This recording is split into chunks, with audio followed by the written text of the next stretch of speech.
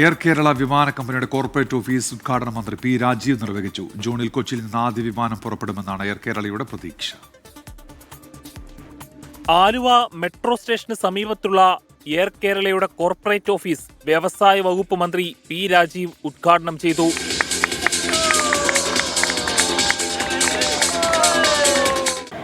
ഇങ്ങനെയൊരു സംവിധാനം ഏറെക്കാലമായി നാട് ചർച്ച ചെയ്യുന്ന രൂപത്തിലുള്ളത് ആരംഭിക്കാൻ മുൻകൈയെടുത്ത എല്ലാവരെയും, അതിൻ്റെ ചെയർമാൻ, MD, വൈസ് ചെയർമാൻ, മറ്റ് ഷെയർ ഹോൾഡേഴ്സ്, ബോർഡ് മെമ്പേഴ്സ് എല്ലാവരെയും ഞാൻ ഈ സന്ദർഭത്തിൽ പ്രത്യേകം അഭിനന്ദിക്കുന്നു.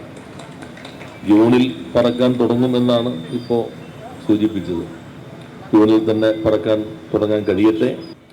ഇന്നത്തെ നമ്മുടെ മാനദണ്ഡങ്ങൾ അനുസരിച്ച് തുടക്കത്തിൽ ഇന്റർനാഷണലിലേക്ക് പോകാൻ കഴിയില്ല. അതിൻ്റെ ക്രൈറ്റീരിയ എല്ലാം ഫുൾഫിൽ ചെയ്യാൻ കുറച്ച് സമയമെടുക്കും എന്ന് നമുക്ക് എല്ലാവർക്കും അറിയാം.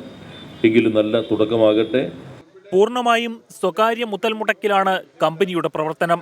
ആദ്യത്തെ 5 വർഷം ആഭ്യന്തര സർവീസുകൾക്ക് മാത്രമായിരിക്കും അനുമതി. അന്താരാഷ്ട്ര സർവീസുകൾക്ക് ചുരുങ്ങിയത് 20 എയർക്രാഫ്റ്റുകൾ വേണമെന്നാണ് നിബന്ധന. തുടക്കത്തിൽ സർവീസ് നടത്തുന്ന എയർക്രാഫ്റ്റുകൾ ലീസിനെടുത്താകും മുന്നോട്ടു പോവുക.